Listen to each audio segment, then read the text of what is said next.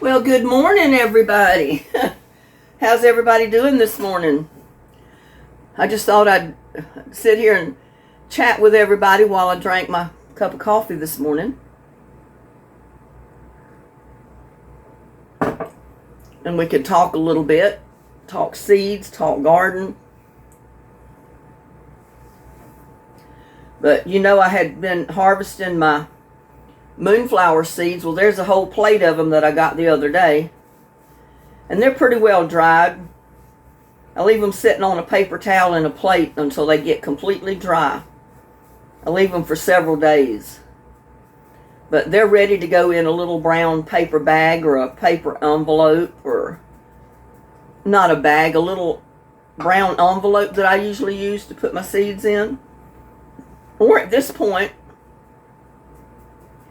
like I said, you can put them in just a regular envelope. You can put them in a small baggie as long as they're dried, and keep them for your planting season this coming spring. Now here's all the ones that I got out of my acorn squash yesterday when I baked, I cooked my acorn squash. They're kind of stuffed together or stuck together because they were wet when I put them down here. So what you need to do is come back through the next day and just loosen them off of the paper towel and separate them a little bit so they can have a better chance to dry all the way around. And as you know, I wash these in a little sifter thing and get all the pulp off of the seed before I put them in the plate to dry.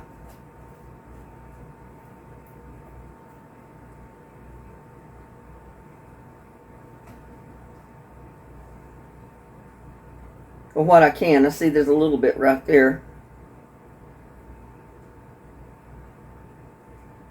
Get that off. Sticking to my finger. But yeah, just go through and separate them from the paper towel because they'll dry and stick to it.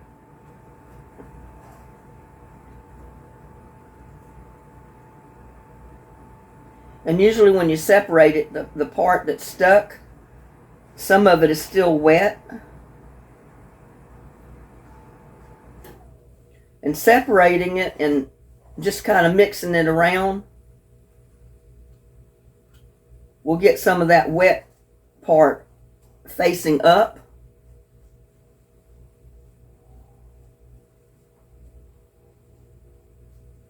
So it'll continue to dry those seeds.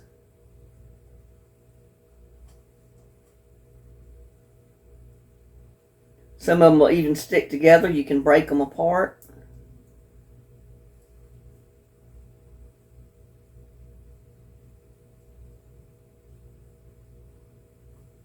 Now I've also got a spaghetti squash, butternut squash, and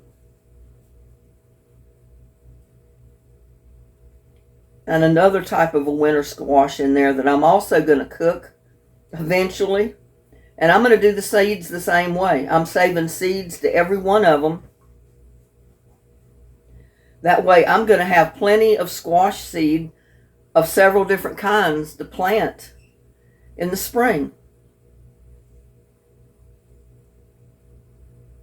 You don't have to buy so many seeds when you do that. And y'all already know I do my peppers the same way.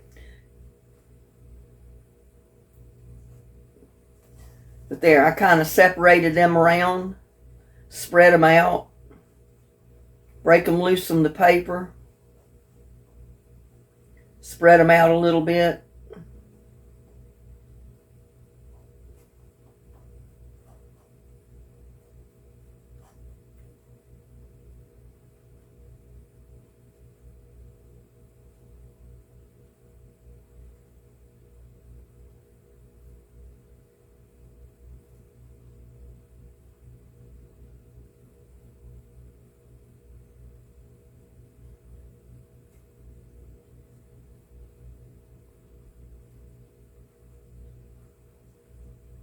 There. So now I'm just going to leave them in the plate and let them dry. I let them dry for another couple of days. And then, like I said, I'll take them and put them in an envelope or a plastic baggie. You got to save your seeds. Anything that you cook, even if you buy it from the store, a lot of times those seeds are good and they're pliable, so you can plant them in the spring. So if you're eating banana peppers, bell peppers, hot peppers, jalapenos, habaneros, save your seeds. Your squashes, save all the seeds that you can save from your squash, all your different kinds of squash. Beans, foot-long beans. You can save the seed from 1 foot-long bean and have enough to plant for the next spring. Now, if you got a large family, you might want to save 3 or 4 of those foot-long beans and get the seed, the peas out of it to plant. But that way you don't have so many seeds to buy in the spring, and you've got plenty of seeds to plant in your garden. Especially if you've already grown that in your garden. Now, I've got honeydews and melons and things that have dropped off the vine. I've left them in the pot. I'm going to let them come up in the spring, and I'll just pull plants out and transplant them all over the yard. So I'll have plenty of honeydews and melons and different types of melons, to have for this spring. So, yeah, I just wanted to get on here and talk to you about that. Because anytime you're throwing seeds in the garbage, you're throwing your food away. You're throwing money away. Because, hey, how many packs of seeds do you think's in that plate right there? There's quite a few. There's probably about $50 worth of seed in that little plate right there of moonflowers. Or more. Same here, because you only get about 10. But yeah, there's quite a bit of seeds right there. You buy squash seeds, you only get about 10 seeds in a package. There's quite a bit of money right there in this plate. And that came from 1 acorn squash. You get dozens and dozens and dozens of seeds out of one acorn squash. The same way with your butternuts, your winter squash, any of it. So save your seeds, y'all. And have a drink of coffee.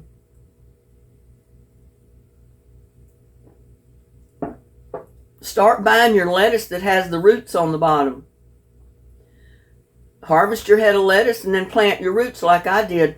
Get another brand new head of lettuce. I mean, that lettuce is costly, a little bit more than just a regular head of lettuce.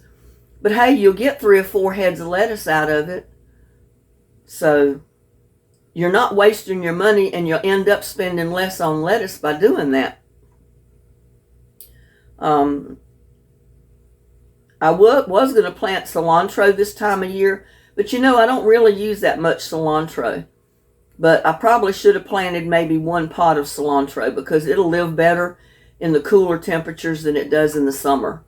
The heat, it causes it to bolt, and it doesn't last long at all. But in this cooler temperature, you could grow some cilantro.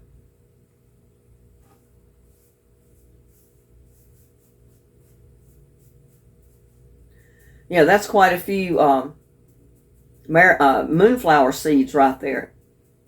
And as you know, I'm trying to fill my rock garden out here around my tree full of moonflowers.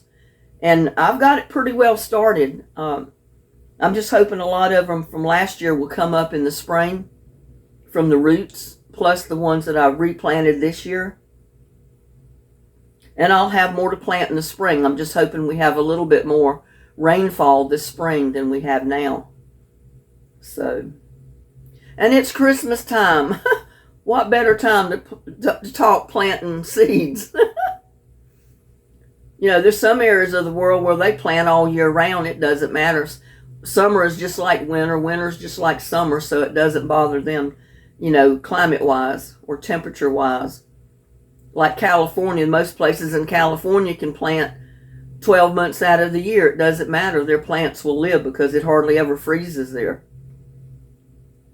And if it does, but anyway, yeah, we got to save our seeds. It's cost effective. I mean, to save all the seeds you can of all the things that you like to eat or things that will grow in your garden is very beneficial to you. If you save seeds out of your garden of things that grow well, well, then those things should grow well the next year too. So save your seeds. Things that are tried and tested in your garden, save all those seeds and plant them the next year. That's what I do. And I'm hoping I'll have a fantastic garden this year. I just hope we don't have a drought with water restrictions. And I noticed they did change our water restrictions. We're up to a stage 2 now, where it was 3 before. So I haven't read the requirements on stage 2 yet, but I need to read that. But I do know we've had a drought all over Texas this year, and it just seems like one of our problems with our water and the drought situation has just continually run into another. So it's been a non-stop thing. Usually you'll have a drought, water restrictions for a month or 2. It's lifted. You go on about your business, water what you want, do whatever you want. But this time it's been a non-stop water rationing the whole time. And it's just unreal. I've lost so many of my rose bushes, my other plants, my garden. It's just unreal. I'm going to have to reroot a whole bunch of rose bushes if I keep them on my property line, because I lost every one of my rose bushes that I planted last year on my property line. I couldn't keep enough water to them, and it didn't rain, so I don't know if I'll replant my rose bushes on that property line or just put pots, get really big pots and put them in the rocks that I've already got there, you know, so they're surrounded by rocks so I don't hit them with the lawnmower, and maybe plant really pretty flowers in each pot. I don't know yet. I'm still thinking about it, but it will be an expense because I'll have to get more pots that I don't have to put out there. You want the really big pots, not a little tiny one. You know, the soil I'm not so worried about because I've got my compost pile. I've got my compost bin that I'm working with. So I should have plenty of soil with compost to plant plants in. I mean, I ran completely out last year. I filled up all my pots the best I could. Still didn't have enough, and I ran out of compost.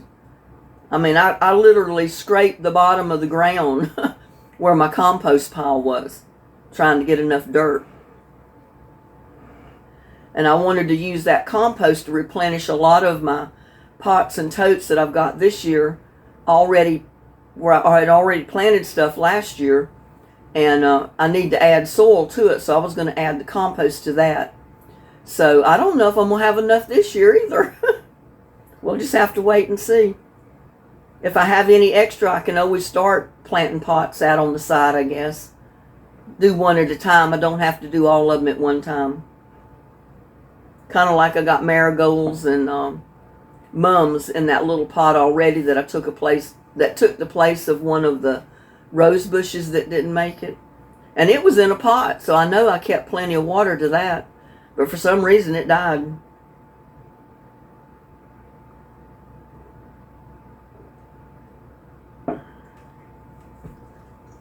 Yeah, but I wanted to get on here and have a chat with you this morning.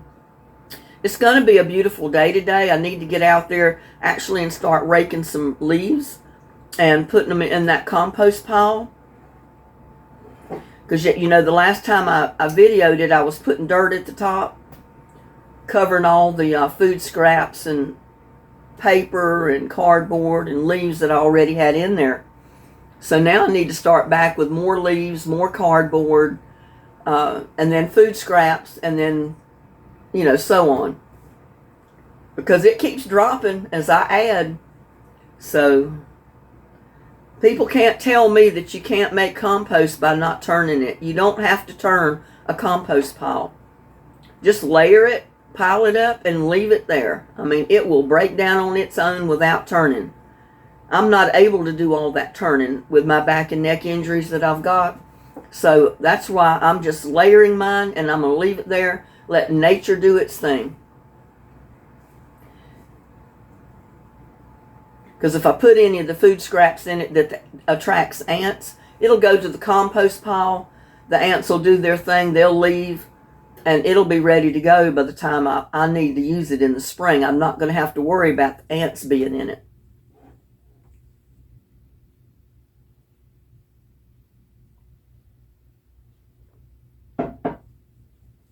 Boy, that was a different Thursday night. We actually did not play trivia last night.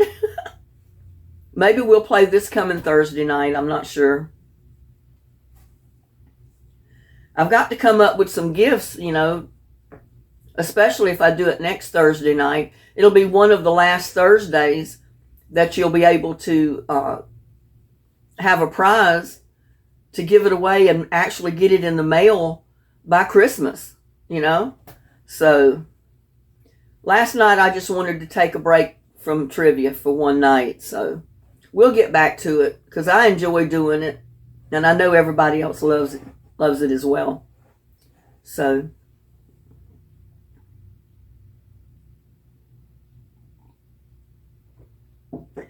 with that, I'm going to wish y'all a good day. Please, like I said, save your seeds. Don't throw any of your seeds away. You're throwing money away when you throw your seeds away.